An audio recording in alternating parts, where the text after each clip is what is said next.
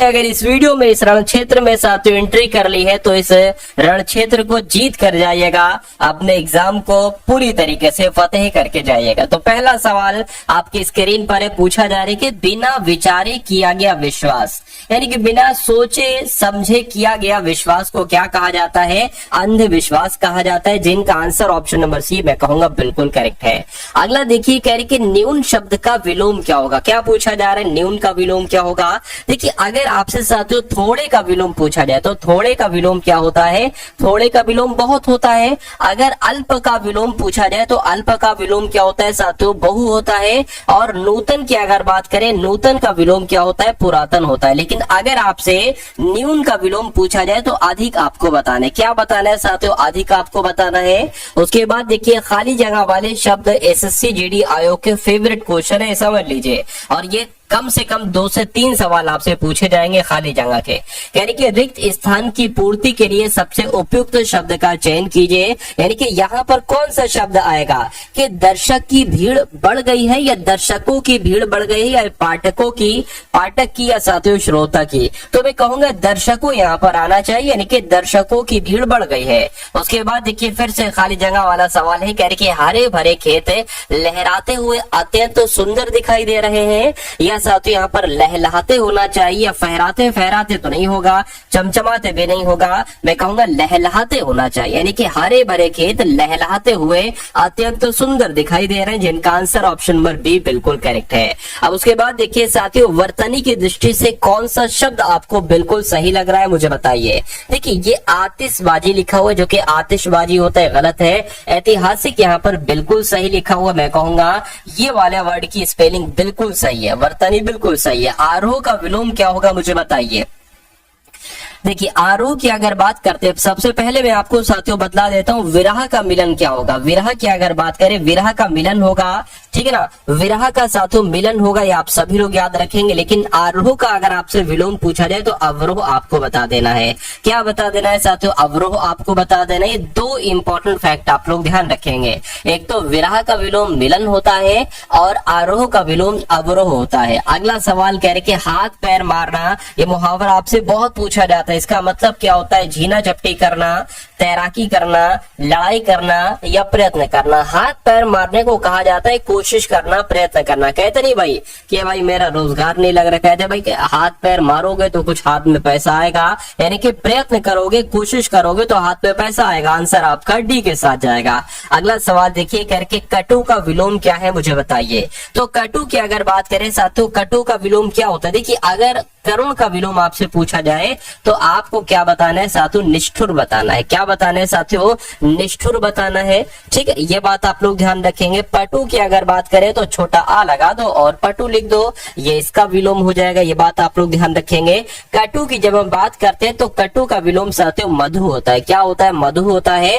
और क्रूर की अगर बात करें तो आ लगा दो, अक्रूर हो जाएगा इसका विलोम। तो मैं कहूंगा कटु का विलोम मधु और मधु का विलोम कटु होता है, जिनका भी आंसर ऑप्शन नंबर सी के साथ। जिसकी गहराई का पता ना लगे उसके लिए एक शब्द क्या होगा?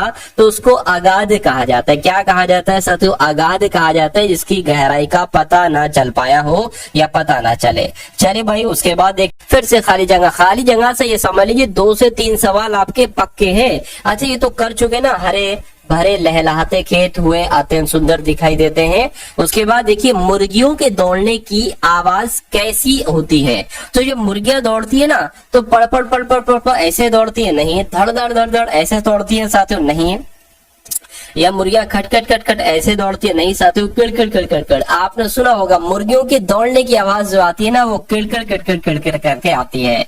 तो कुल मिला के आपका right answer option number D के साथ जाएगा। अगला सवाल आपकी स्क्रीन पर देखिए, करके कलेजे का टुकड़ा, जैसे कि आप हमारे कलेजे के टुकड़े हो। क्यों? क्योंकि आप हमारे स्टूडेंट हो और ऐसे वैसे स्टूडेंट नहीं साथियों, हर एक क्लास को बारीकी से देखने वाले। मेरी बहुत सारे लोगों से बात होती है, वो कहते हैं कि सर मैं आपके हर एक क्लास का हर एक सवाल एकदम घोल कर पी जाता हूँ, बहुत बारीकी से, बहुत अच्छे तरीके से उसको समझता हूँ, चाहे वो मैथ हो, चाहे रीजनिंग हो, चाहे जीके जीएस हो, चाहे हिंदी हो। तो मैं उनसे कहता हूँ कि आपका सिलेक्शन पक्का है, कहीं पर लिख दीजिए कि एसएससी जीडी में आपका एक सिलेक्शन पक्का है। तो अगर आप भी चाहते हैं कि आपका सिलेक्शन पक्का हो जाए तो हमारी हर एक क्लास का हर एक सवाल आपके जहनों दिमाग में साथ स्टोर होना चाहिए। पेपर तो आपके लिए पास करना बहुत छोटी सी चीज हो जाएगी। चलिए अब यहाँ पर अगर बात करें कलेजे का टुकड़ा होना, यानी कि बहुत ज्यादा प्रिय होना, अत्यधिक प्रिय होना, आंसर आपका सी के साथ। उसके बाद देखिए इस युग ठीक 12 बजे या इस काल या इस समय, तो यहाँ पर साथियों समय आना चाहिए, इस समय ठीक 12 बजे। उसके बाद देखिए गोचर का साथियों विलोम क्या होगा, तो गोचर का विलोम क्या हो जाएगा, अगोचर हो जाएगा, आंसर आपका सी के साथ जाएगा। अर्वाचीन का विलोम अगर आपसे पूछा जाए तो अर्वाचीन का विलोम क्या होता है, प्राचीन होता है। क्या होता है साथियों, देखिए पुराना का विलोम क्या हो जाएगा, नया हो जाएगा, ठीक है ना। पुरातन का विलोम मैंने आपको बताया था, पुरातन का विलोम साथियों नूतन हो जाएगा, क्या हो जाएगा, नूतन हो जाएगा। और प्राचीन का विलोम अर्वाचीन हो जाएगा। नेक्स्ट नंबर का सवाल है, कह रहे हैं कि अब यहाँ पर अगर बात करें, इसको बहुत ध्यान से देखिएगा, कहा जा रहा है कि दिए गए वाक्य का वो भाग ज्ञात करें जिसमें कोई त्रुटि है, यदि कोई त्रुटि नहीं है तो कोई त्रुटि नहीं है वाले ऑप्शन को चुनिए। यहां से सवाल शुरू हो गया है कि दिल्ली की जामा मस्जिद विश्व ऐतिहासिक धरोहर में सम्मिलित हुए हैं। तो यहाँ पर गलती कहां पर है साथियों, मुझे बताइए। देखिए गलती की अगर बात करें साथियों, हुए हैं नहीं होना चाहिए, यहाँ पर हुई है होना चाहिए। क्या होना चाहिए साथियों, हुई है होना चाहिए, यानी कि दिल्ली की जामा मस्जिद विश्व ऐतिहासिक धरोहर में सम्मिलित हुई है। तो यहाँ पर ये आना चाहिए। दिक्कत कहाँ पर है, 3 वाले में, तो 3 कहाँ पर लिखा, ऑप्शन नंबर सी में लिखा हुआ है। उसके बाद देखिए वह जिसकी दृष्टि दूर तक जाए उसको क्या कहा जाता है, उसको दूरदर्शी कहा जाता है। जिसकी दृष्टि दूर तक जाए उसको दूरदर्शी कहा जाएगा। उसके बाद देखिए नेक्स्ट नंबर का साथियों सवाल है आपके स्क्रीन पर, देखिए सवाल को और बताइए कि मुहावरा है पट्टी पढ़ाना। कहते नहीं भाई कि तुमने तो पट्टी पढ़ा दी उसको, यानी कि संबंध खत्म करना, सहारा लेना, व्यर्थ बदनाम करना, बुरी सलाह देना। बिल्कुल साथियों, बुरी सलाह देने को ही कहा जाता है पट्टी पढ़ाना। अगला सवाल देखिए प्रमोद का आपसे पूछा जा रहा है कि प्रमोद किसका पर्यायवाची है साथियों, मुझे बताइए। चलिए तो आपका राइट आंसर साथियों क्या हो सकता है, फटाफट आप लोग बताइए। देखिए प्रमोद की अगर बात करें, प्रमोद हर्ष को कहते हैं, हर्ष उल्लास कहते हैं, आनंद, ठीक है, आमोद, प्रमोद। तो ये साथियों आपका हर्ष का एक तरीके से पर्यायवाची हो जाएगा। अब यहाँ पर अगर बात करें 20 क्वेश्चंस आपने देखे किसके साथियों, पूरी एक तरीके से हिंदी के। अब सामान्य ज्ञान प्लस करंट अफेयर के हम लोग देखेंगे पूरे 20 सवाल, उसके बाद रीजनिंग के क्वेश्चंस लेंगे और मैथ के क्वेश्चंस लेंगे। यानी कि सिलेक्शन, ये समझ लीजिए सिलेक्शन आपके लिए बहुत छोटी चीज हो जाएगी। उस मुकाम तक मैं आपको पहुंचा दूंगा कि एसएससी जीडी का किसी भी शिफ्ट का पेपर आपको मिल जाए, बहुत बुरी तरीके से उसको आप सॉल्व करके क्रैक करें। चलिए तो सम्राट अशोक अगर बात करते हैं, अकबर का मकबरा कहां पर है, तो आगरा के किले में साथियों अकबर का मकबरा है, आपको मालूम होना चाहिए, आगरा में। अगला सवाल है कह रहे कि गोलकुंडा किला किस भारतीय राज्य में है, तो मैं कहूंगा साथियों गोलकुंडा का किला कहां पर है, तेलंगाना में। कहां पर है साथियों,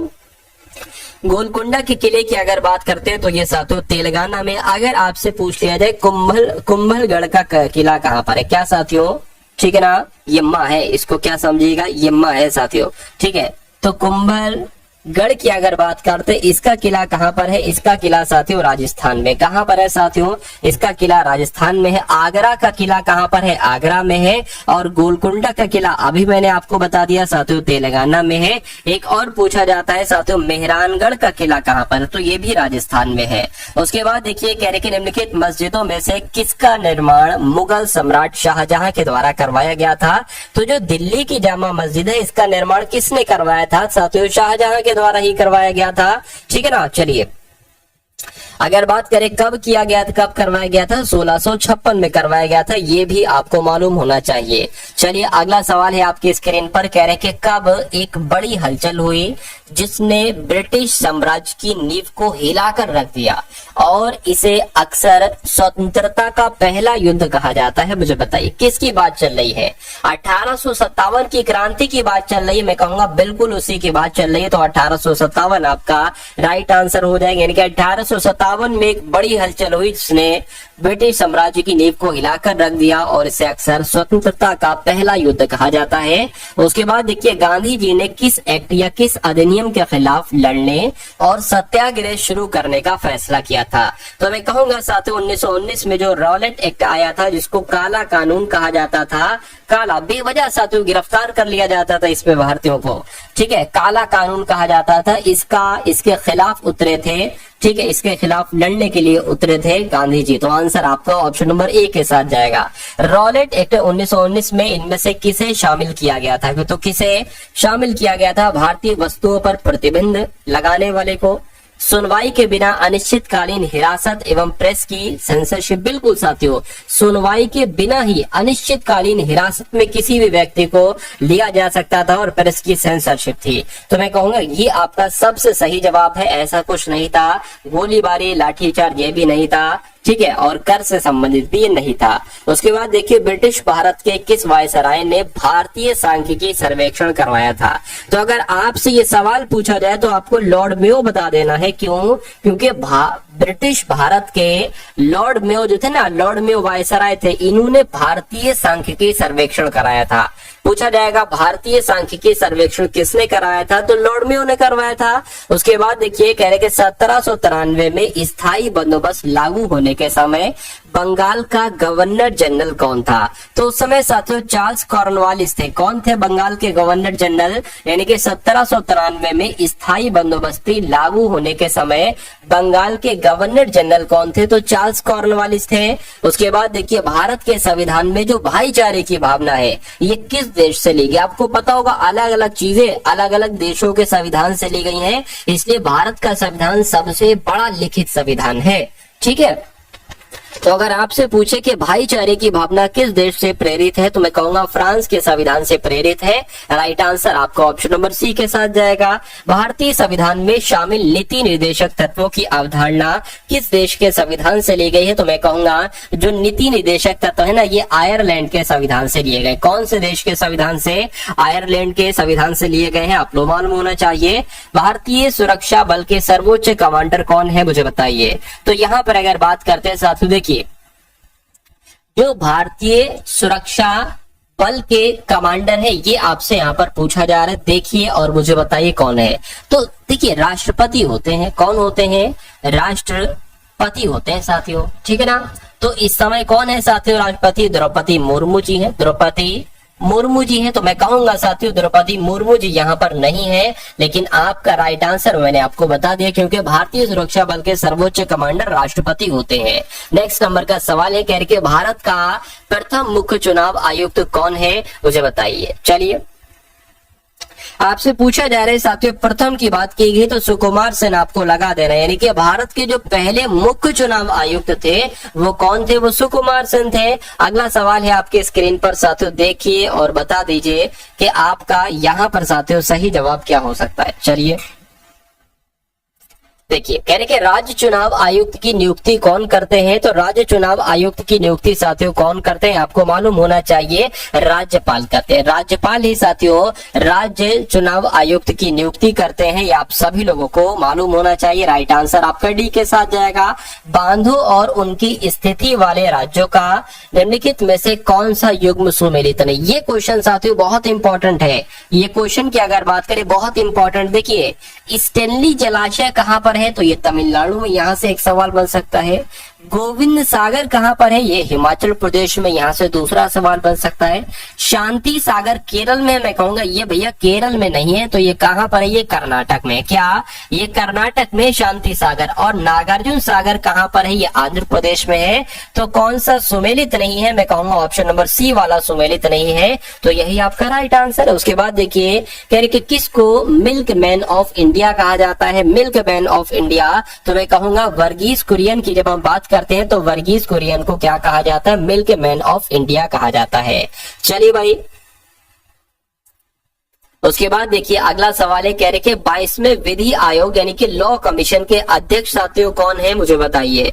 तो इनके नाम की अगर बात करें, इनका नाम न्यायमूर्ति ऋजुराज अवस्थी है। क्या नाम इनका है? ऋतुराज अवस्थी इनका नाम है और ये 22वें विधि आयोग के अध्यक्ष बन चुके हैं। उसके बाद देखिए किसे प्रेस इंफॉर्मेशन ब्यूरो के प्रधान महानिदेशक के रूप में नियुक्त किया गया, तो शेफाली बी शरण इनका नाम है और शेफाली बी शरण को प्रेस इंफॉर्मेशन ब्यूरो के प्रधान महानिदेशक के रूप में नियुक्त किया गया है। ये साथियों करंट अफेयर के सवाल है, जब भी आप देखें साथियों इंग्लिश में ऑप्शन है तो करंट अफेयर के सवाल आप समझ जाए कि ये पहचान मैं आपके लिए लाता हूँ।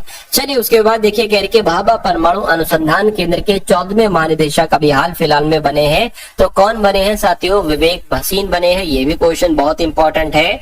उसके बाद देखिए नेशनल ग्रीन ट्रिब्यूनल के नए अध्यक्ष कौन बने हैं, तो इनका नाम है साथियों जस्टिस प्रकाश श्रीवास्तव और जस्टिस प्रकाश श्रीवास्तव नेशनल ग्रीन ट्रिब्यूनल के नए अध्यक्ष बने हैं। अगले नंबर का सवाल है, किसे आवास और शहरी मामलों के मंत्रालय में निदेशक के रूप में नियुक्त किया गया? तो किसको नियुक्त किया गया साथियों? सुनील कुमार यादव जी को आवास और शहरी मामलों के मंत्रालय में निदेशक के रूप में नियुक्त किया गया है, जिनका आंसर ऑप्शन नंबर बी है। मैं कहूंगा बिल्कुल करेक्ट है। तो अब साथियों आपके सामने यहाँ पर रीजनिंग के क्वेश्चंस होंगे। सबसे पहले रीजनिंग के क्वेश्चंस होंगे, उसके बाद साथियों मैथ के क्वेश्चंस होंगे और बहुत टॉप लेवल के और बहुत इंपॉर्टेंट क्वेश्चंस हैं आपके ये रीजनिंग और मैथ के क्वेश्चन। पहला सवाल है करके प्रतिरोध का जो संबंध ओम से है वही संबंध बल का किससे होगा? वोल्ट से, अंश से, न्यूटन से या साथियों रेडियन से। जैसे कि मैं आपको बता देता हूं साथियों प्रतिरोध का मात्रक क्या होता है? प्रतिरोध का मात्रक ओम होता है। तो उसी प्रकार बल का मात्रक क्या होता है? बल का मात्रक न्यूटन होता है। इसलिए राइट आंसर आपको ऑप्शन नंबर सी हो जाएगा। उसके बाद देखिए अगला सवाल है कह रहे कि नीचे दी गई शीट को मोड़कर, यानी कि ये जो आपके सामने दिया गया ये पूरा, इसको अगर मोड़ा जाए और साथियों इस प्रकार बने बॉक्स में उस फलक का चयन करें जो 4 बिंदु दर्शाने वाले फलक के विपरीत फलक पर हो। यानी कि आपसे कुल मिला के इतनी बात कही जा रही है कि जो 4 बिंदु वाला फलक है ना, इसके विपरीत पर कौन सा हो सकता है? तो 4 बिंदु सबसे पहले कहां पर है साथियों? यहां पर है। 1 बिंदु, 2 बिंदु, 3 बिंदु, 4 बिंदु। इसका विपरीत क्या होगा? इसका विपरीत साथियों होगा ये 6 वाला। आप लोग ध्यान रखेंगे 4 का अगर विपरीत पूछा जाए तो साथियों 6 हो जाएगा। उसके अलावा अगर बात करें पूछा जाए 1 का विपरीत क्या होगा तो 2 होगा। और बचा क्या साथियों? अब ये 5 वाला बचा और ये 3 वाला बचा, तो मैं कहूंगा 5 का विपरीत क्या हो जाएगा? 3 हो जाएगा। तो 4 का आपसे पूछा गया था 4 का ना, तो 6 का 6 हो जाएगा। तो 6 कहां पर है साथियों? बिंदु ऑप्शन नंबर ए वाले में है, तो यही आपका बिल्कुल करेक्ट आंसर है। चलिए अब उसके बाद देखिए साथियों नेक्स्ट नंबर का सवाल है, कहा जा रहा है आपसे कि अब यहाँ पर आपको बताने साथियों डिक्शनरी के अकॉर्डिंग आपको लगाना है। इसमें से 5 वर्ड्स में से सबसे पहला वर्ड साथियों कौन सा आएगा, इतनी सी बात आपको बताना है। देखिए STU यहाँ पर है, STU यहाँ पर है, STU यहाँ पर है, STU यहाँ पर है, STU यहाँ पर है। अब N पहले आता है या F पहले आता है तो मैं कहूंगा F पहले आता है। F पहले आता है या P तो मैं कहूंगा F पहले आता है। F पहले आता है या M तो मैं कहूंगा F पहले आता है साथियों। तो ये 4 वाला सबसे पहले आ जाएगा, ठीक है ना। उसके बाद साथियों अब मुझे बताइए STU M यहाँ पर है, M यहाँ पर, P तो बाद में आता है, N भी बाद में आता है। तो इन दोनों में से पहले कौन सा आएगा? B वाला सबसे पहले आ जाएगा। P तो बाद में आता है ना, तो 2 हो गया, ये भी हो गया साथियों। अब उसके बाद कौन सा आ जाएगा? ये वाला आ जाएगा, यानी कि 1 आ गया। अब बचा आपका 3 और 5 STU। अब यहाँ पर P 16 पर है, N 14 पर होता है, तो ये वाला पहले आएगा, यानी कि 5 हो गया और फिर आपका साथियों 3 हो गया। तो 421 53 कहां पर लिखा हुआ है? 421 53 साथियों ऑप्शन नंबर बी में लिखा हुआ है। तो इस प्रकार आंसर आपका जो जाएगा वो ऑप्शन नंबर बी के साथ जाएगा। उसके बाद देखिए अगला सवाल है आपकी स्क्रीन पर, कह रहे कि SO खाली जगह, ठीक है, TAS है। अब यहाँ पर भी खाली जगह, ATA फिर खाली जगह, NAT और फिर साथियों खाली जगह, ONA और फिर साथियों A खाली जगह। तो इसको आपको बताने कैसे क्या हो पाएगा यहाँ पर। अब देखिए सबसे पहले लेटर काउंट कर लीजिए, 1 2 3 4 5 6 7 8 9 10 11 12 13 14 15 16 17 18 19 20 21 22 23, ठीक है ना। 20 21 22 23 24 हो गए क्या? देखते हैं जरा। 1 2 3 4 5 6 7 8 9 10 11 12 13 14 15 16 17 18 19 20 21 22 23 23 हो पा रहे हैं यहाँ पर, तो ठीक है ना। 23 हो पा रहा है, चलिए कोई दिक्कत नहीं। तो 23 बनना है ना, तो एक काम करो, अगर ये 23 बनना है तो इसको एक सेकंड के लिए 24 मान लो, क्योंकि 24 जब अगर आप साथियों मानोगे ना तो 6-6 का हम साथियों बना सकते हैं, 6-6 के पेयर हम बना सकते हैं।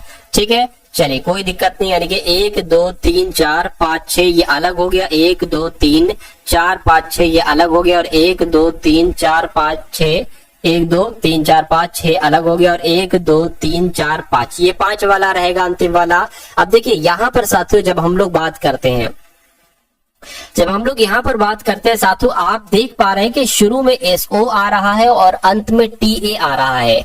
अंत में TA तो है लेकिन SO नहीं है, तो O यहाँ पर बना दिया। आप यहाँ पर देख पा रहे हैं साथियों, क्या अंत में TA आ रहा है, तो T तो है लेकिन A नहीं है, तो A बना दिया। और शुरू में क्या आ रहा है, तो SO आ रहा है। अब हमको पूरा मिल गया SONA TA, तो SONA। ठीक है, अब यहाँ पर क्या आ जाएगा, A के बाद T आ जाएगा, और यहाँ पर क्या आ जाएगा, SONA। देखिए अब SONATA, SONATA और SONAT। अब यहाँ पर अगर और होता तो यहाँ पर साथ तो A भी आ जाता। खैर अभी इसकी जरूरत भी नहीं है। अब आपको देखना है कि आप अपने पेन से कौन कौन सी चीजें लिखी हैं। आपने A लिखा है, N लिखा है, A लिखा है, ON लिखा है, और साथ SO लिखा हुआ है, और A और S लिखा है, और T लिखा है। तो मैं कहूंगा साथियों, मैं क्या कहूंगा कि ये ऑप्शन कहाँ पर लिखा हुआ है, ये ऑप्शन तो साथियों NAONSOAST, तो साथियों कहाँ पर लिखा हो, जरा मुझे बताइए। देखिए NAO, ठीक है, NAONONSO। अब ये वाला नहीं होगा, ये वाला भी नहीं होगा, ये वाला साथियों लग रहा है। ठीक है ना, ये वाला लग रहा है साथियों। बस क्या यहाँ पर अगर साथियों हम लोग बात करें NAO और NSO और AST। अब यहाँ पर अच्छा यहाँ पर A नहीं आ पा रहा है, लेकिन यहाँ पर A एक्स्ट्रा आ रहा है, तो मेरे हिसाब से साथियों यहाँ पर भी एक खाली जगह होगी। हो सकता हम लोग लिख ना पाए हो, तो यहाँ पर A मैंने आपको बताया था, इसलिए यहीं पर तुम्हें कंफ्यूजन, ये A एक्स्ट्रा क्यों आ रहा है, तो सवाल में साथियों दिक्कत थी, इसलिए थोड़ा सा आंसर चेंज आ रहा था। लेकिन कोई दिक्कत नहीं है साथियों, आंसर अगर आपका है ऑप्शन नंबर किसके साथ, C के साथ, तो मैं कहूंगा बिल्कुल करेक्ट है। अगला सवाल आपके स्क्रीन पर नंबर सीरीज वाला साथियों, ये कॉन्सेप्ट आपसे जरूर पूछा जाएगा। देखिए कह रहे कि सबसे पहले 7 है, उसके बाद 11 आ गया, उसके बाद 16 आ गया, उसके बाद 22 आ गया, उसके बाद आपको बताने के कौन सा नंबर आएगा, और उसके बाद 37 ही आना चाहिए, और फिर 46 आना चाहिए। तो यहाँ पर साथियों क्या लॉजिक लगा है, चेक करिए और मुझे बताइए। देखिए सिंपल सी बात है कि 7 से 11 हुआ है, यानी कि 4 बड़ा है, 11 से 16 हुआ है तो 5 बड़ा है, और 16 से 22 हुआ है तो 6 बड़ा है। अरे भाई 4 बड़ा, 5 बड़ा, 6 बड़ा, तो जाहिर सी बात है यहाँ पर 7 ही पड़ेगा। और 22 और 7 कितना होता है, 22 और 7 29 होता है। अब एक बार आंसर को कंफर्म कराने के लिए 29 में 8 जोड़िए क्या 37 ही होता है, मैं कहूंगा बिल्कुल। 37 में 9 जोड़ी क्या 46 होता है, मैं कहूंगा बिल्कुल। तो मैं कहूंगा आंसर हमारा 29 के साथ जाएगा, 29 के साथ जाएगा। नेक्स्ट नंबर का सवाल है आपके स्क्रीन पर, साथियों देखिए इस सवाल को और मुझे बता दीजिए कि आपका राइट आंसर क्या हो सकता है। चलिए बहुत शानदार क्वेश्चन है, कह रहे कि राजपाल और रामपाल 2 भाई हैं। अब जैसे जैसे सवाल कह रहा है वैसे वैसे साथियों आप उसको करते जाइए, ठीक है ना। जैसे जैसे ये सवाल कह रहा है, कह रहे कि कहा जा रहा है कि साथियों राजपाल और रामपाल भाई हैं, तो हम इतना काम कर लेते हैं। सबसे पहले क्या कि ये जो राजपाल हो गए, कौन हो गए साथियों, ये जो राजपाल हो गए और रामपाल हो गए, ये दोनों आपस में कौन है, ये दोनों आपस में भैया भैया हैं। ठीक है, कह रहे कि सुनीता राजपाल की भाभी है, यानी कि राजपाल की भाभी कौन है, सुनीता है। तो भैया राजपाल की भाभी जब सुनीता है तो मैं कहूंगा रामपाल की ये पत्नी होंगी। क्या होंगी साथियों, रामपाल की ये पत्नी होंगी। तो रामपाल पति, सुनीता पत्नी, और राजपाल रामपाल के भाई हो गए। उसके बाद कहने के रघुवीर सुनीता के पिता हैं, यानी कि सुनीता के पिता कौन है साथियों, रघु भाई है। क्या रघुवीर की अगर बात करते हैं तो ये सुनीता के पिता हो गए। इतनी बात साथियों क्लियर हो गई बिल्कुल। उसके बाद कह रहे हैं कि रघुवीर सुनीता के पिता है। सुनीता विक्रम की इकलौती बहन है। सुनीता जो है ना ये विक्रम की इकलौती बहन है। तो साथियों विक्रम इसके कौन हो जाएंगे, विक्रम इसके भाई हो जाएंगे। यानी कि रघुवीर के 2 बच्चे हैं, एक सुनीता है और एक विक्रम है। और सुनीता के पति है रामपाल और रामपाल का भाई है राजपाल। इतनी बात क्लियर है बिल्कुल। उसके बाद कह रहे कि हर्ष सुनीता का इकलौता पुत्र है, यानी कि हर्ष सुनीता का इकलौता पुत्र है, यानी कि इन दोनों का बच्चा क्या है, हर्ष है। सुनीता का रामपाल का बेटा कौन है, हर्ष है। उसके बाद क्या कहा यार, रामपाल का हर्ष से क्या संबंध है, यानी कि ठीक है, हर्ष क्या कहेगा रामपाल को, भैया हर्ष क्या कहेगा रामपाल को, पिताजी कहेगा। क्या कहेगा साथियों, पिताजी कहेगा। तो पिताजी कहां पर लिखा हुआ है, ऑप्शन नंबर ए में लिखा हुआ है। तो ये आपका साथियों बिल्कुल करेक्ट आंसर हो जाएगा। अब उसके बाद देखिए अगला सवाल है आपके सामने साथियों, यहाँ पर कथन है और आपके सामने निष्कर्ष है। 2 कथन है और निष्कर्ष कितने हैं, 3 है। आपको कथन को पढ़ के बताना है कि कौन कौन से निष्कर्ष सही है, कौन कौन से निष्कर्ष गलत है। कहा जा रहा है कि कुछ चम्मच प्लेट है, तो मान लेते हैं साथियों ये क्या हो गए, ये आपके चम्मच हो गए। और कुछ चम्मच, मान लेते इतने चम्मच क्या हो गए, इतने चम्मच साथियों प्लेट हो गए। ठीक है, कह रहे कि कुछ प्लेट गिलास है, मान लीजिए इतने प्लेट क्या हो गए साथियों, इतने प्लेट आपके गिलास हो गए, तो इतने प्लेट गिलास मान लिए। अब निष्कर्ष को पढ़िए और बताइए कौन सा सही है कौन सा गलत है।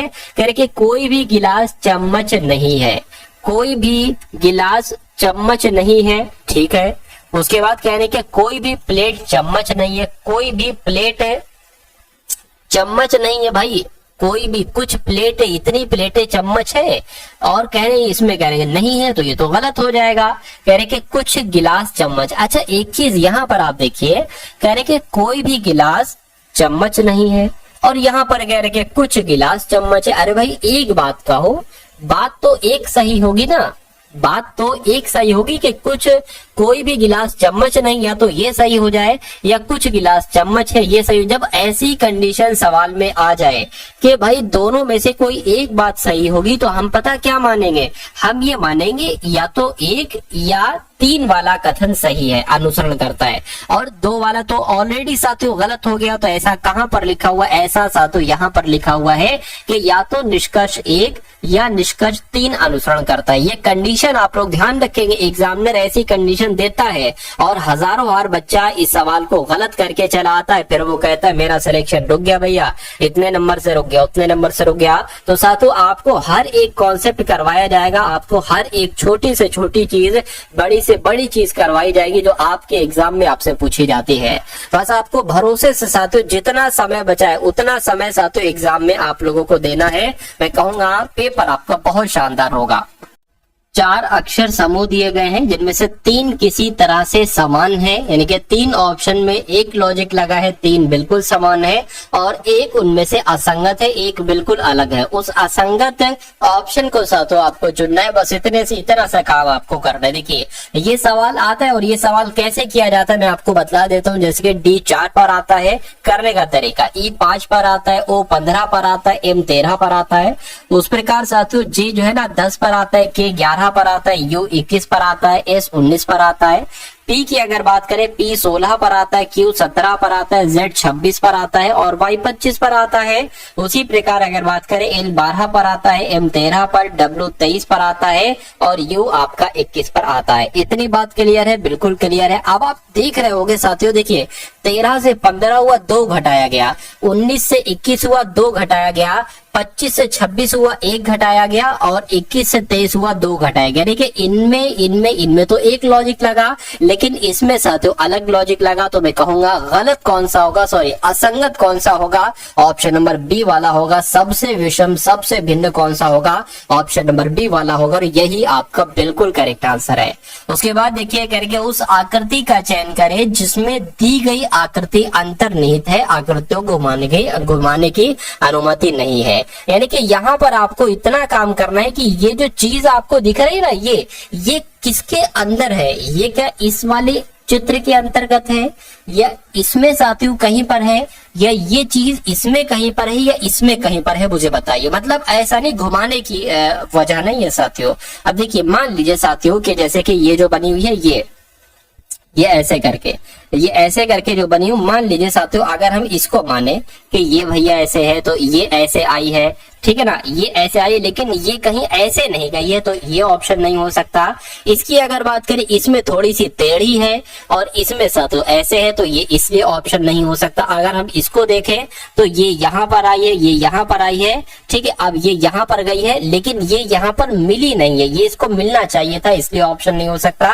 यहाँ पर भी ऐसे साथियों कोई हमको नहीं दिख पा रही है। अगर हम यहाँ पर बात करते हैं साथियों, देखने की जरा कोशिश कीजिए, अगर हम इसको ऐसे करके ले जाएं और इसको ऐसे करके ले जाएं और ऐसे करके ले जाएं और इसमें मोड़ दें, तो बिल्कुल साथियों जैसे यहाँ पर वैसे आकृति यहाँ पर है। तो मैं कहूंगा कि आंसर आपका कौन सा जाएगा, ऑप्शन नंबर ए के साथ जाएगा। ऐसा सवाल भी साथियों आपसे पूछा जाएगा, तो आपको हर टाइप से, यानी कि जैसे एग्जामिनर आपके सामने सवाल रख दे, आपको हर एक प्रकार से तैयार करना, ये समझ लीजिए मेरा कर्तव्य है और मैं इस कर्तव्य को बखूबी अच्छे, बहुत अच्छे अंदाज में साथियों पूरा करूंगा। और मैं आपकी उम्मीदों पर, आपका जो पेपर आएगा उस पेपर पर मैं पूरा खरा उतरूंगा। ये देखिएगा साथियों, मैं पूरी कोशिश करता हूँ, क्योंकि मेरी मेहनत में अगर कमी नहीं है तो मैं कहूंगा साथियों ऊपर वाला भी देखता है कि जिसकी मेहनत में कमी नहीं होती है उसका फल जरूर मिलता है।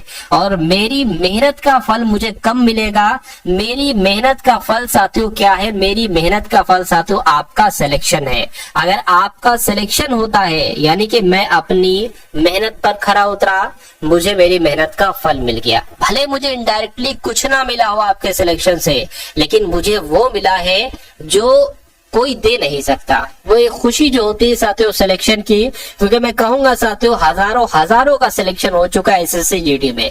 एसएससी जीडी में सबसे ज्यादा सिलेक्शन दिए हैं साथियों, समझ लीजिए टारगेट सिलेक्शन ने, क्योंकि फरवरी 2024 वाला जो पेपर हुआ था इसमें हजार का सिलेक्शन हुआ है टारगेट सिलेक्शन से पढ़ के। तो अगला नंबर आपका है, इसलिए मैं बार बार आपसे कहता हूं कि चैनल पर अगर आप लोग नए हैं तो चैनल को सब्सक्राइब कर लीजिए, बेल आइकन पर क्लिक कर लीजिए और डिस्क्रिप्शन में ग्रुप्स का लिंक है उसको भी साथियों ज्वाइन कर लीजिएगा इस वीडियो को देखने के बाद। चलिए अब अगर बात करें 15 को, जैसे 225 सिंपल सा भाई 15 का स्क्वायर 225 होता है, उसी प्रकार 24 का स्क्वायर क्या होता है, जिसको नहीं पता है तो वो 24 क्यों ना 24 से करा ले। 4 चौक 16 साथियों 9 आ जाएगा, यहाँ पर 48 आ जाएगा, ये 6 आ गया, ये साथियों 17 आ गया। 576 होता है तो 576 कहां पर लिखा हुआ है? ऑप्शन नंबर डी में लिखा हुआ है। अगला सवाल है आपके स्क्रीन पर, देखिए इस सवाल को देखिए साथियों, कह रहे कि 5 8 14 बना दिया गया है, 9 6 21 बना दिया गया है, 4 10 13 बना दिया गया है, तो 7 2 को क्या बनाया जा सकता है? इतनी सी बात आपको बताने। देखिए अगर हम साथियों क्या करें, अगर हम इसको डबल कर दें, 5 को डबल और इसको आधा कर दें, तो मैं कहूंगा इन दोनों को जोड़ने पर 14 ही आता है और ये 14 ही बना है। उसी प्रकार अगर हम इसको आधा कर दें और इसका डबल कर दें तो 18 3 21 ही आता है, बिल्कुल साथियों। उसी प्रकार इसको अगर डबल कर दे और इसको साथियों आधा कर दे, कितना? 13 आता है, बिल्कुल। उसी प्रकार इसको अगर साथियों डबल कर दे और इसको आधा कर दे तो 15 आ रहा है। क्या 15 ऑप्शन में है? मैं कहूंगा बिल्कुल 15 ऑप्शन में, ऑप्शन नंबर ए वाले में है। उसके बाद देखिए नेक्स्ट नंबर का साथियों सवाल है आपकी स्क्रीन पर, देखिए और बताइए राइट आंसर यहाँ पर आपका क्या होगा। कह रहे कि यदि n का अर्थ है गुणा, तो n का अर्थ क्या है साथियों? n का अर्थ गुणा है। टी का अर्थ क्या है साथियों? टी का अर्थ माइनस है। एम की अगर बात करें, एम का अर्थ क्या है साथियों? एम का अर्थ भाग है। और बचा ए का अर्थ क्या हो जाएगा साथियों? सिंपल सी बात है, ए का अर्थ क्या है? यहाँ पर कहा गया है बराबर हो। आर का अर्थ क्या है साथियों? आर देखिए माइनस तो आ गया है ना, ठीक है। और ए का अर्थ यहाँ पर क्या हो जाएगा? बराबर हो जाएगा। और साथियों आर का अर्थ क्या हो जाएगा? यहाँ पर प्लस हो जाएगा, यहाँ पर प्लस हो जाएगा। तो इतनी चीजें आपको दे गई हैं। अब आपसे कहा यह जा रहा है, बहुत ध्यान से देखिएगा, देखिए बहुत ध्यान से देखिए। कह रहे कि अब यहाँ पर इसको सॉल्व करिए, मुझे बताइए राइट आंसर आपका यहाँ पर किस ऑप्शन के साथ जाएगा। अगर हम बात करते हैं यहाँ पर, देखिए इस टाइप के ऑप्शन में जब आपको सारे ऑप्शन चेक करना हो तो मैं कहूंगा सबसे अंत से आप शुरू करिए, आंसर आपको जल्दी मिलेगा। अगर यहाँ पर 36 की बात करें, जैसे कि यहाँ पर साथियों क्या है, मान लीजिए 36 है, तो साथियों यहाँ पर मैंने 36 लिखा। एम का अर्थ क्या है? एम की अगर बात करते हैं ना, एम का अर्थ साथियों यहाँ पर भाग है, तो यहाँ पर साथियों भाग आ जाएगा। ये 18 है और एन का मतलब क्या है? एन का मतलब गुणा है, तो यहाँ पर गुणा आ जाएगा। 36 आ गया। आर का मतलब क्या है? आर का मतलब प्लस है। 18 आ गया। टी की अगर बात करें, टी का मतलब माइनस है। 36 आ गया। ए की अगर बात करें, ए का मतलब साथियों बराबर है और 54 है, यानी कि इन सबको आपको कैलकुलेट करना है और अंत में 54 आना चाहिए, इतनी सी बात आपसे कही जा रही है। चलिए तो इसको सॉल्व करते हैं। अगर 54 आ जाता है इन सबको कैलकुलेट करके तो हमारा यही आंसर हो जाएगा, वरना फिर हम साथियों ऑप्शन नंबर सी वाले को चेक करेंगे, ऑप्शन नंबर बी वाले को। चलिए तो 18 दूना 36 यानी कि इस पूरे की जगह पर 2 आ जाएगा, गुणा 36 आ गया, प्लस आपका ये कितना आ जाएगा, माइनस का 36 आ जाएगा। कितना आ जाएगा साथियों, माइनस का 36 आपका यहाँ पर आ जाएगा। चलिए माइनस का 36 आ गया बराबर 54 आ गया। क्या इसको कैलकुलेट करके 54 आ रहा है, एक बार देखिए जरा। 36 गुना साथियों कितना हो जाएगा, 72 हो जाएगा। 72 माइनस 36 कितना होता है, तो 72 अगर माइनस 36 की अगर बात करें, 12 में से 6 जाएगा, 6 बचेगा, ये 6 हो जाएगा, 6 में से 3। बिल्कुल साथियों 54 बचना चाहिए, यहाँ पर कितना बच रहा है साथियों, आपका 36 बच रहा है। चलिए कोई दिक्कत नहीं है साथियों। यहाँ पर आना क्या चाहिए था, यहाँ पर साथियों 54 आपका आना चाहिए था, लेकिन बचा क्या आपका, देखिए कोई दिक्कत हो रही है। यहाँ पर 18 तो साथियों जोड़ा ही नहीं। ठीक है, फिर से मैं आपको समझा देता हूँ। देखिए एक बार इसको हम यहाँ से स्टार्ट करते हैं, इसको हम यहाँ से स्टार्ट करते हैं। सिंपल सी बात है साथियों, क्या कहा गया, 18 एकम 18, 18 दूना 36, 2 आ गया, यहाँ पर 36 आ गया, प्लस आपका साथियों कितना आ गया, 18 माइनस 36 आ गया, ये बराबर 54 आना चाहिए। ठीक है, अब ये कितना हो जाएगा, 72 हो जाएगा, प्लस 18 हो जाएगा, माइनस 36 हो जाएगा। तो अब 72 और 18 कितना होता है साथियों, 72 18 आपका 10 हो जाएगा, ये 8 और 90 हो जाएगा। यानी कि 90 में से अब आपको 36 को घटाना है, तो 90 में से जब साथियों 36 को घटाएंगे 4 आ जाएगा और यहाँ पर 5 आ जाएगा। तो मैं कहूंगा साथियों 54 आपका आंसर आ रहा है, यानी कि 54 बराबर आ गया, तो मैं कहूंगा यही आपका राइट आंसर हो जाएगा। थोड़ी सी दिक्कत मिस्टेक हो गई थी मुझसे यहाँ कहीं पर। चलिए उसके बाद देखिए नेक्स्ट नंबर का सवाल है साथियों आपके स्क्रीन पर। देखिए सवाल को और साथियों बता दीजिए कि आपका राइट आंसर यहाँ पर क्या होगा। कहने के सबसे पहले यहाँ पर 1 आया है, फिर 18 आया है, फिर 64 आया है और फिर 512 आ गया। कभी भी अगर आपको कभी भी नंबर अगर बहुत ज्यादा गैपिंग से बढ़ रहा है तो इसका मतलब है कि यहाँ पर गुणा हो रही है, लेकिन यहाँ पर एक अलग लॉजिक ही मुझे दिख रहा है। क्योंकि साथियों जब हम 8 की बात करते हैं तो ये 2 का क्यूब है और ये साथियों 4 का क्यूब है, और जाहिर सी बात है 512 साथियों किसका क्यूब है, ये 8 का क्यूब है। अरे भाई अब इसको साथियों हम 1 को कह सकते हैं 1 का क्यूब है। भाई 1 का दुगना हुआ, ठीक है, 2 आ गया, यहाँ पर डबल हो रहा है, यहाँ पर जैसे कि 1 का डबल 2, ठीक है, 1 का डबल 2 हो गया, 2 का डबल 4 हो गया, 4 का डबल 8 हो गया और 8 का डबल 16 हो जाएगा। और सब में क्यूब दिख रहा है तो साथियों 16 का क्यूब ही आंसर आपका हो जाएगा। ठीक है ना, तो 16 का क्यूब अगर बात करें, 16 का स्क्वायर तो 256 होता है, यानी कि आपको करना ये 16 गुणा 16 गुणा 16, 16 गुणा 16 तो 256 होता है। इसकी 16 से एक बार और गुणा करा देते हैं साथियों, 6 6 36, 6 5 30 और 33 हो जाएगा, 6 2 12 और साथियों आपका 15 हो जाएगा। अब 2 5 6 यहाँ पर आ जाएगा, 6 आ गया, 9 आ गया, 10 हो गया साथियों, 4096 आपका यहाँ पर आ जाएगा। तो मैं कहूंगा 4096 के ऑप्शन में है, बिल्कुल ऑप्शन में है, ऑप्शन नंबर बी वाले में है। चलिए भाई अब उसके बाद देखिए नेक्स्ट नंबर का सवाल है आपके स्क्रीन पर। बताइए ये सवाल का आपका राइट आंसर क्या होगा। पूछा जा रहा है कि एक निश्चित कूट भाषा में कहा जा रहा है कि GROWTH को OIGHGW लिखा जाता है, तो आपको बताना है GODREJ को क्या लिखा जा सकता है। मुझे इतना सा तो समझ में आया कि जो लगभग यहाँ पर लेटर्स लिखे वही लगभग लेटर्स यहाँ पर लिखे हैं, यानी कि इन्हीं लेटर से साथियों आंसर आपका बनेगा। तो कैसे बन रहा है साथियों, इसको हम लोग थोड़ी सी खोजबीन करते, GROWTH और उसके नीचे इसको लिख लेते हैं साथियों OIGH, ठीक है, और GW।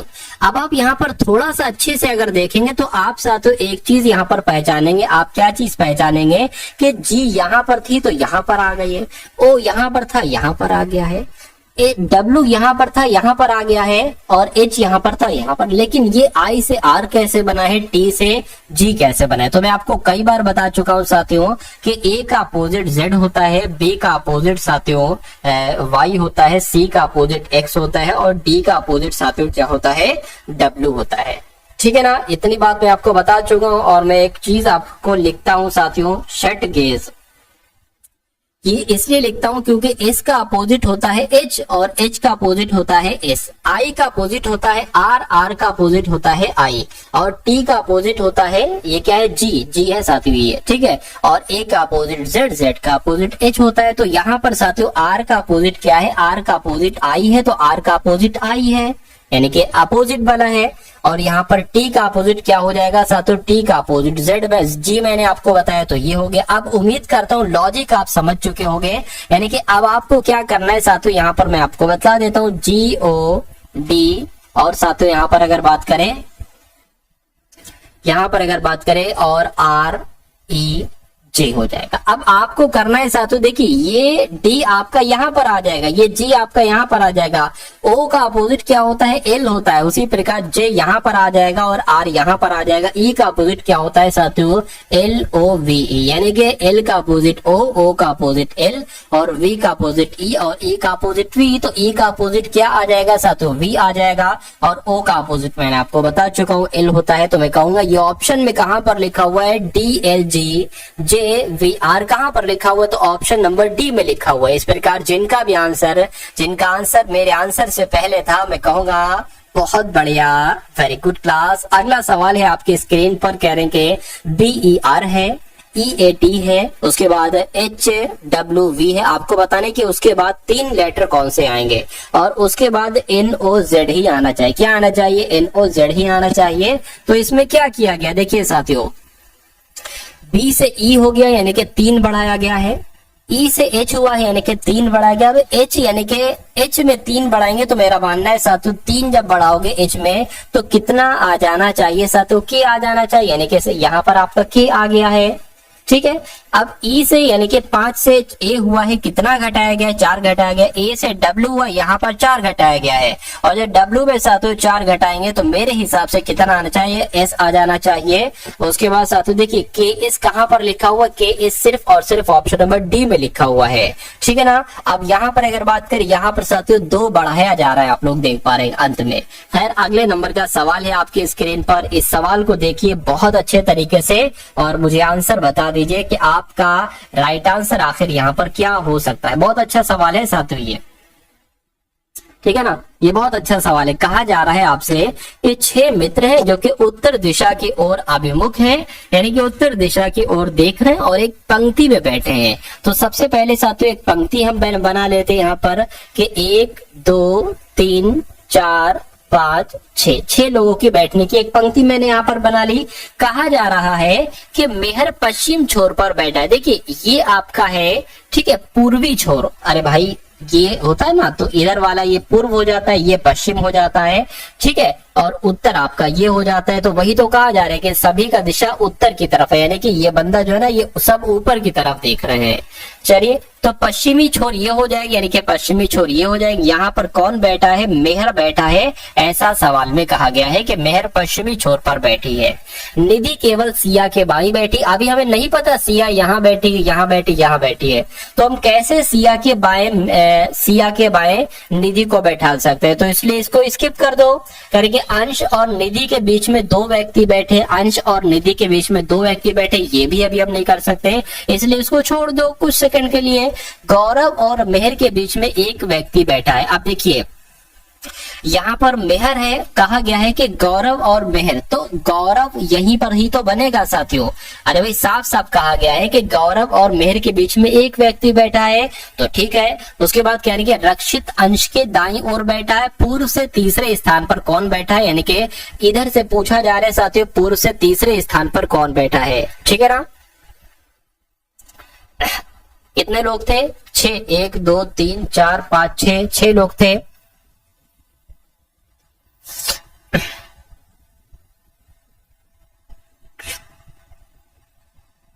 चलिए 1 2 3 यानी कि यहाँ वाला आपसे पूछा जा रहा है 1 2 3 पूर्व से तीसरे नंबर पर, यहाँ पर जो आएगा ना वही आपका आंसर हो जाएगा। खैर आप जरा शुरू से पढ़िए। कह रहे मेहर पश्चिमी छोर पर बैठी है, बैठाल दी। निधि केवल सिया के बाईं ओर बैठी है।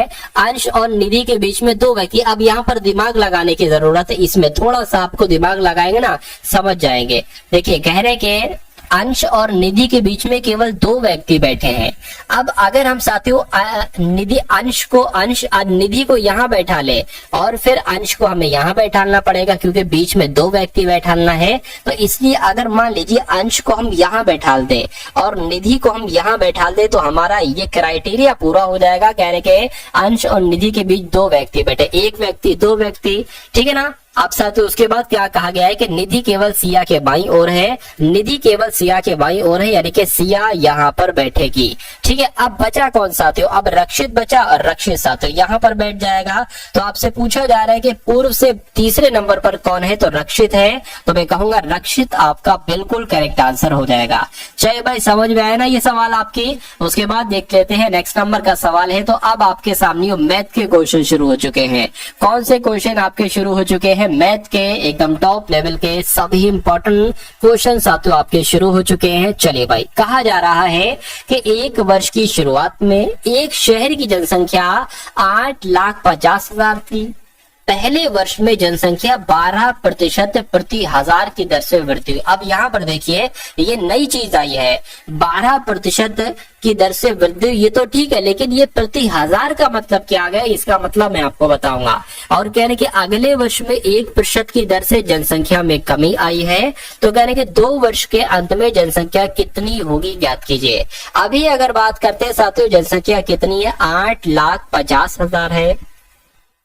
और कहने के पहले वर्ष में जनसंख्या कितने की दर से वृद्धि होती है, तो साथियों जब ये आ जाए, ठीक है, अगर मान लीजिए ये लिखा होता है कि 12% की वृद्धि हो रही है, तो आप क्या करते, 112/100 कर देते, 112% का ना, तो 112/100 कर देते। लेकिन यहाँ पर प्रति हजार कहा गया है, तो आपको इसलिए 1012/1000 नीचे लिखना होगा।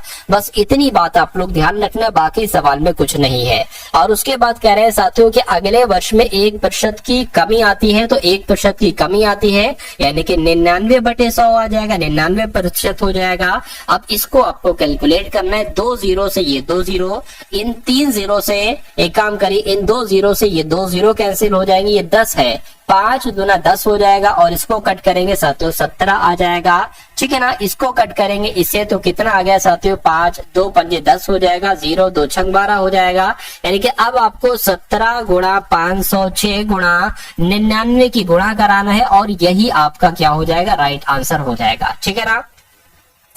9 पंजे 45, 9 छंग आपका क्या हो जाएगा, 54, 4 आ गया, 4 सत्ते 28, यानी कि जिसके अंत में 8 आ रहा है वही आपका आंसर हो सकता है। लेकिन इससे तो साथियों हम नहीं राइट आंसर तक पहुंच पाए हैं, तो हम एक काम करते हैं साथियों, गुणा हमें कराना ही होगी। अब या तो आप स्लोली गुणा करा लो, या आप बहुत फास्ट तरीके से आप यहाँ पर गुणा करा सकते हो। चलिए, तो 17 की गुणा 506 से करते हैं, 506 से साथियों 17 की गुणा करते हैं, 6 चंग 36, 6 सत्ते 42 हो जाएगा, 6 पंजे 35 हो जाएगा। अब यहाँ पर 5 0 6 आ गया, यानी कि 2 आ गया, यानी कि 10 आ गया, 6 आ गया, 8 आ गया। अब यहाँ पर साथियों अगर हम लोग बात करें किसकी, अब 99 की गुणा साथियों यहाँ पर कर रहा है, देखिए 9 दूना 18 हो गया, 9 पंजे 45, 9 छंग 54 हो गया, 9 अट्ठे 72 और 5 कितना हो जाएगा साथियों, 77 हो जाएगा। और यहाँ पर भी यही चीज आ जाएगी, 8 1 4 7 और साथियों 7, यानी कि 8 आ गया, 9 आ गया, 5 आ गया, 11 आ गया, 15 आ गया, 8 आ गया। तो ये कहां पर लिखा हुआ है देखिए जरा, 85 15 98, 85 15 98 ऑप्शन नंबर सी में लिखा हुआ है। तो मैं कहूंगा कि यही आपका बिल्कुल करेक्ट आंसर हो जाता है भाई, बहुत बढ़िया, वेरी गुड क्लास।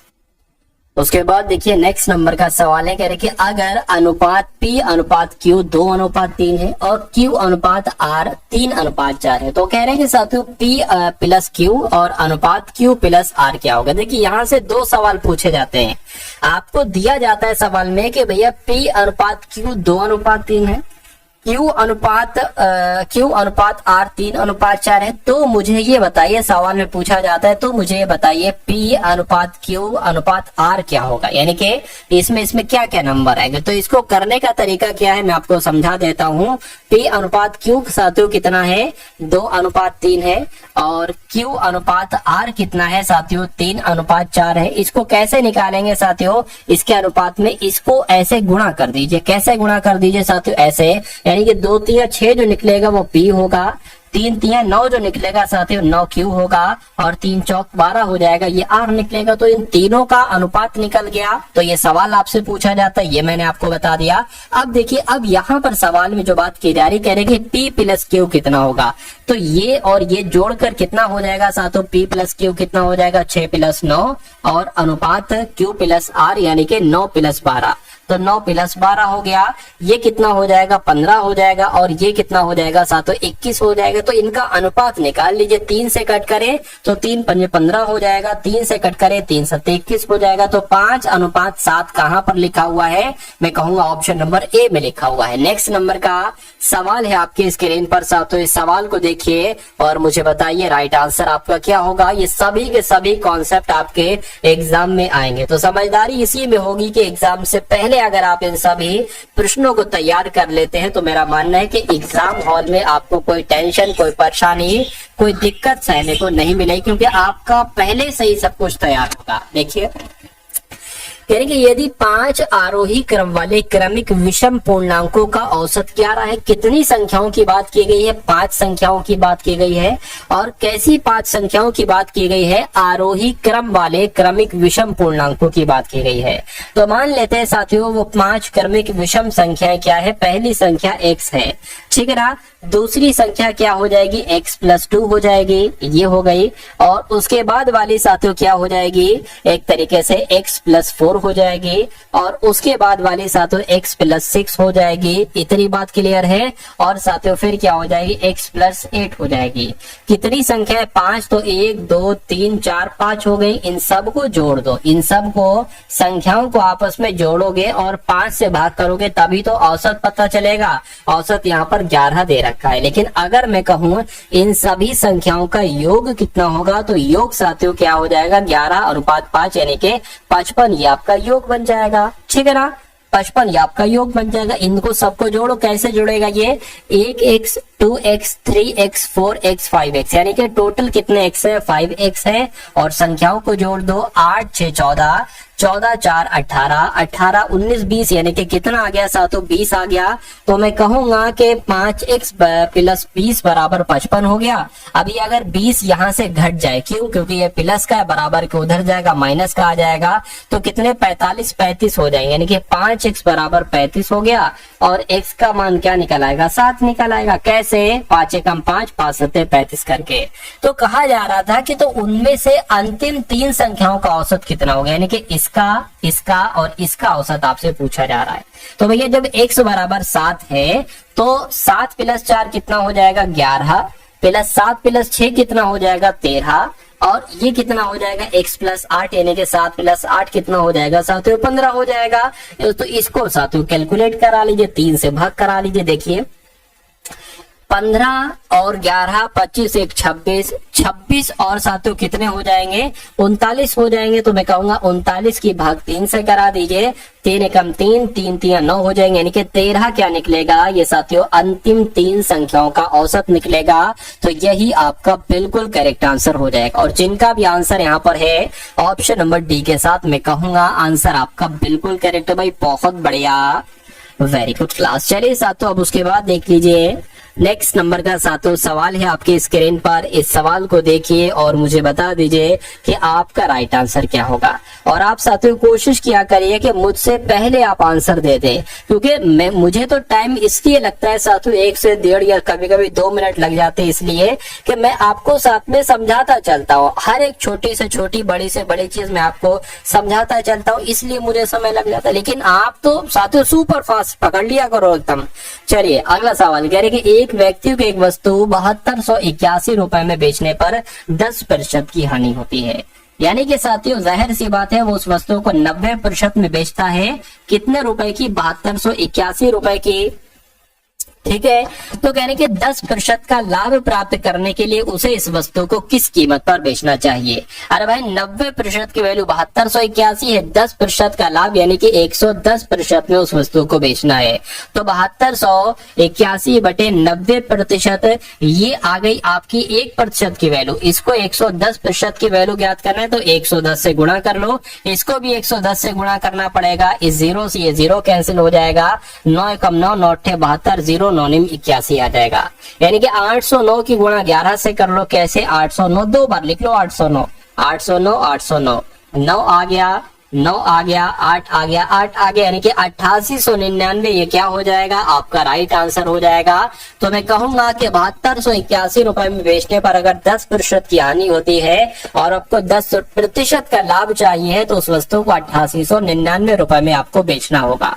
चलिए उसके बाद देखिए अगला सवाल है आपकी स्क्रीन पर, देखिए सवाल को और मुझे बता दीजिए कि आपका सही जवाब क्या होगा। चलिए, तो कहा जा रहा है कि वो छोटी से छोटी संख्या ज्ञात कीजिए जिसे 1014 में जोड़ दें, जोड़ने पर ऐसी संख्या हमें प्राप्त हो जाए जिसे 3 से, जिसे 4 से, जिसे 5 से, जिसे 6 से विभाजित करा जाए तो कोई शेषफल ना बचे।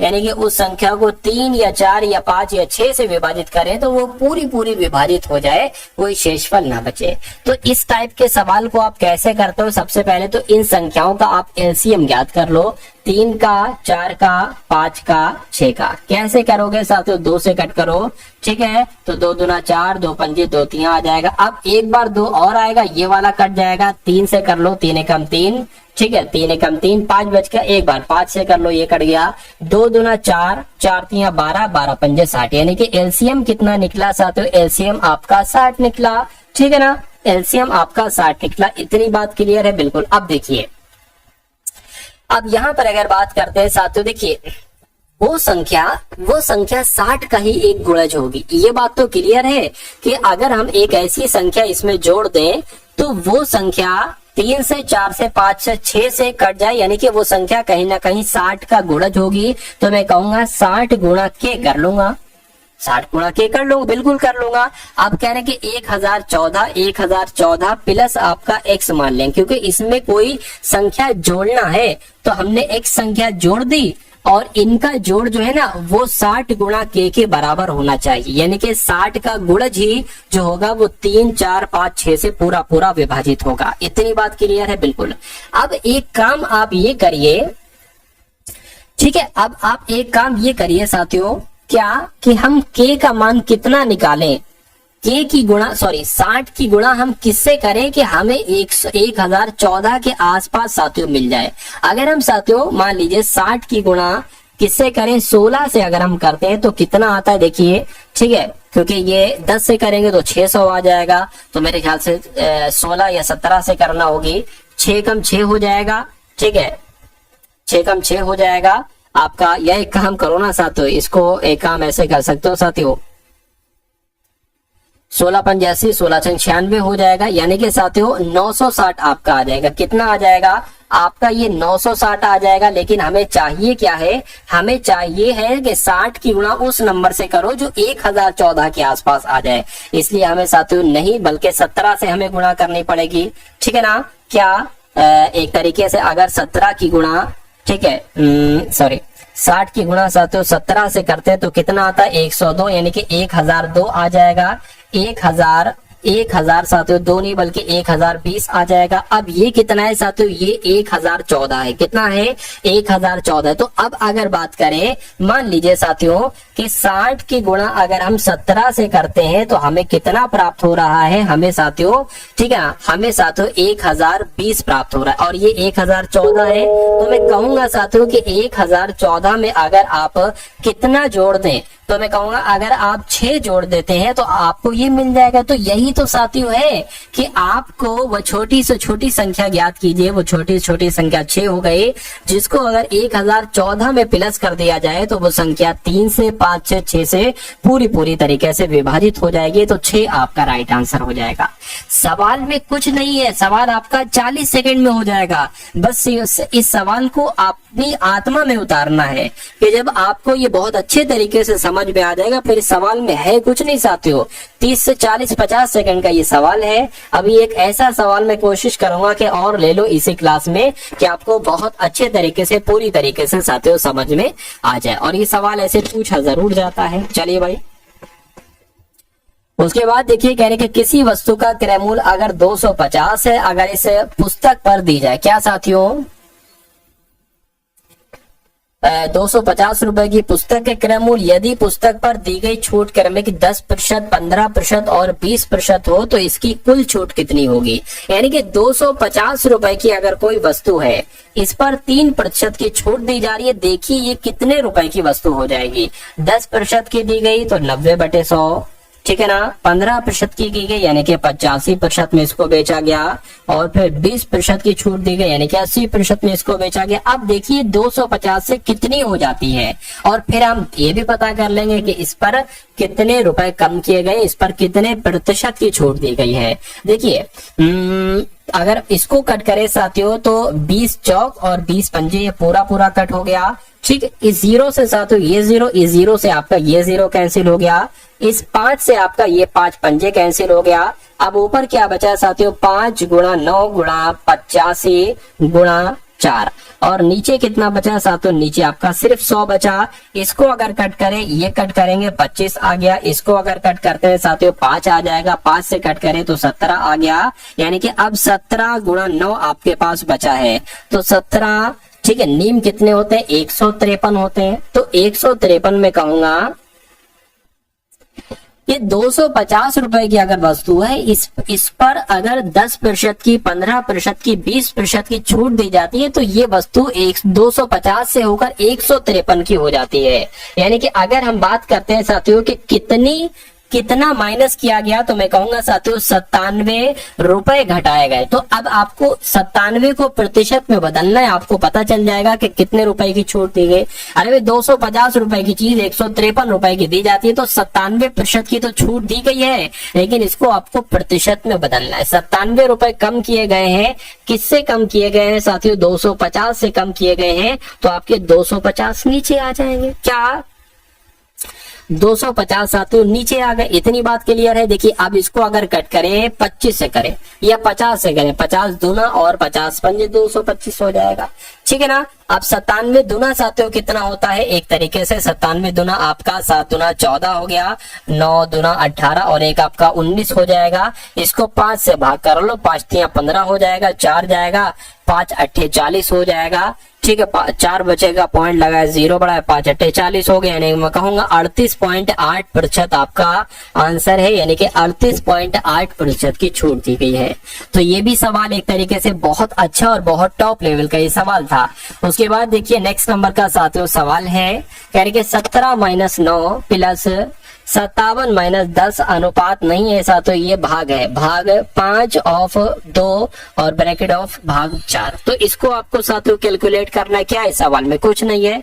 17 में से साथियों जब आप 9 को घटाएंगे तो 8 आएगा, प्लस अब देखिए इसको अगर कट करेंगे तो इसकी जगह, अच्छा पहले ये ऑफ सुधरेगा, 5 दूना 10 हो गया। तो 10 की अगर बात करें, 10 भाग 10 है तो साथियों कुछ नहीं बचेगा, ठीक है ना। क्या बचे, कुछ नहीं, एक तरीके से यहाँ पर 1 आ जाएगा, तो साथियों 57 में से 1 घटेगा तो साथियों 56 बच जाएगा। अब भाग 4 है तो इसको करा लो, 4 एकम 4, 4 चौक 16 हो जाएगा। यानी कि 8 + 14 कितना होता है, मैं कहूंगा 22 होता है। तो 22 आपका बिल्कुल करेक्ट आंसर हो जाएगा।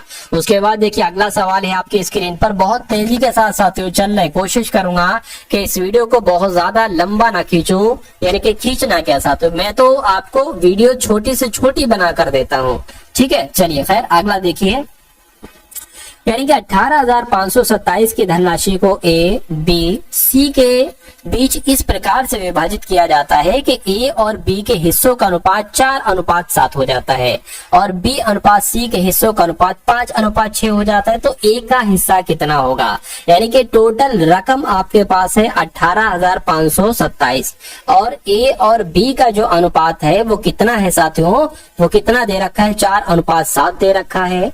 और बी अनुपात सी का अनुपात कितना दे रखा है साथियों, 5:6 दे रखा है। अगर मैं आपसे कहूं कि इस ए अनुपात बी और बी अनुपात सी को ए अनुपात बी अनुपात सी में बदलिए, तो आप कैसे बदलेंगे, तरीका मैंने आपको बता दिया, 4:7, क्या 4:7 और 5:6। अब उल्टा n बना लो, ये उल्टा n बना लिया, 4 पंज 20 ये साथियों a हो जाएगा, 5 सत्ते 35 ये साथियों आपका b हो जाएगा, और 6 6 सत्ते 42 ये आपका c हो जाएगा। इसको क्या कट रहा है, ये कट नहीं रहा है। तो एक काम किए करते हैं साथियों, पूछा क्या गया था ए का हिस्सा कितना है, तो 1800 527 में से ए का हिस्सा तो साथियों 20 है। नीचे क्या आ जाएगा, नीचे इन सबका साथियों योग आ जाएगा, एक तरीके से इनका टोटल आ जाएगा। तो इनको अगर साथियों जोड़ोगे 20 प्लस 35 की अगर बात करते हैं, 20 प्लस 35 आपका 55 हो जाएगा, प्लस आपका 40 कितना हो जाएगा 95 और 2 97 हो जाएगा, यानी कि यहाँ पर आपका 97 आ जाएगा बहुत आराम से। चलिए इतनी बात क्लियर है, बिल्कुल क्लियर है। अब साथियों इसको आपको क्या कर लेना है, क्लियर कर लेना, लेकिन अभी हमें थोड़ी सी जगह की जरूरत पड़ेगी। इस जगह की जरूरत के लिए हम इसको साथियों इरेज कर देते हैं, ठीक है। इसको भी साथियों हटा देते हैं, थोड़ी सी और जगह हो जाए तो और अच्छी बात है। देखिए अब हम साथियों यहाँ पर करेंगे ये, सबसे पहले 18,527 की भाग हम किससे करा लेंगे, 97 से करा लेंगे। 18,527 की भाग साथियों 97 से करा, तो 97 एकम 97 ये हो जाए, कितना बचेगा साथियों, 15 में से 5 जाएगा तो साथियों 8, 15 में से 7 जाएगा 8 बचेगा, 17 हो गया, ठीक है ना। ये 17 में से साथियों अगर गया तो कितना बचेगा, 17 में से 9 जाएगा तो कितना बचेगा,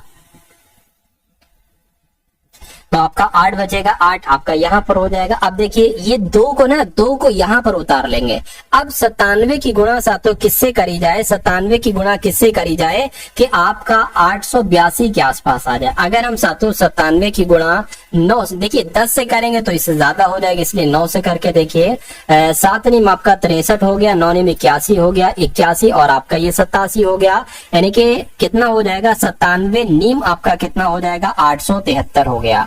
आप देखिए ये आपका 12 में से 3 9 गया आएगा, ये 7 0 बच जाएगा, यानी कि 0 9 बचा। तो अब ये वाला 7 भी उतार लेते हैं, 97 हो गया, पूरा कट जाएगा, 97 कम 97, यानी कि मैं कहूंगा जब 97 को इससे भाग करेंगे तो 191 आएगा। यानी कि अब आपको 191 की गुणा 20 से कराना है, बस आपका आंसर आ जाएगा 2 एकम 2, 9 दूना 18 हो गया, 2 एकम 2 3 हो गया, यानी कि 3820 आपका आंसर आ गया, जो कौन से ऑप्शन में, जो ऑप्शन नंबर ए वाले में। तो मैं कहूंगा साथियों ये बात, ये चीज आपको साथियों समझ में अगर आई है तो मैं कहूंगा बहुत अच्छी बात है। चलिए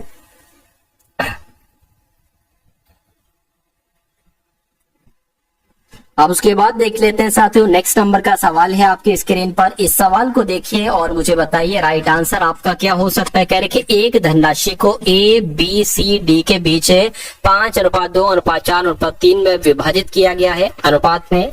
यदि ए और डी से 1000 अधिक है तो सी को कितने रुपए मिलेंगे, ये आपसे यहाँ पर पूछा जा रहा है। देखिए अगर बात करते हैं साथियों कितना कितना है साथियों, ए अनुपात बी अनुपात सी अनुपात डी है, और कितना है साथियों 5:2:4:3 है, ठीक है ना। इतनी बात क्लियर। कहने कि अगर ए को डी से 1000 अधिक मिले हैं, ए को डी से तो यहाँ पर साथियों 1000 अधिक नहीं मिल रहे हैं, दो अधिक मिल रहा है, तो साथियों 2x मिल रहा है ना अधिक, क्योंकि ये भी 5x है 2x है ऐसे करके है, तो इसकी वैल्यू 1000 दे रखी है, यानी कि x बराबर क्या आ जाएगा साथियों 500 आ जाएगा, ठीक है ना। 500 यहाँ पर आ जाएगा, इतनी बात क्लियर है। तो कह रहे कि सी को कितने रुपए मिले, तो सी को कितने रुपए मिले, तो साथियों 4 की गुणा 5 से 100 कर दो, कितना आ जाएगा साथियों, एक सेकंड, सी का साथियों क्या है, सी का आपका 4 है ना, तो 4x की वैल्यू आपको बताना है। जब x बराबर साथियों 500 है तो मैं कहूंगा 400 गुणा 500 तो 2000 हो जाएगा, तो 2000 हो जाएगा साथियों, 2000 आपका बिल्कुल करेक्ट आंसर हो जाता है भाई, बहुत बढ़िया, वेरी गुड क्लास। उसके बाद देखिए साथियों नेक्स्ट नंबर का सवाल है, करेंगे वो छोटी से छोटी संख्या ज्ञात कीजिए जिसमें 2495 जोड़ने पर योगफल 6 4 3 से पूरी तरीके से विभाजित हो जाता है। ये 75 कुछ नहीं है साथियों।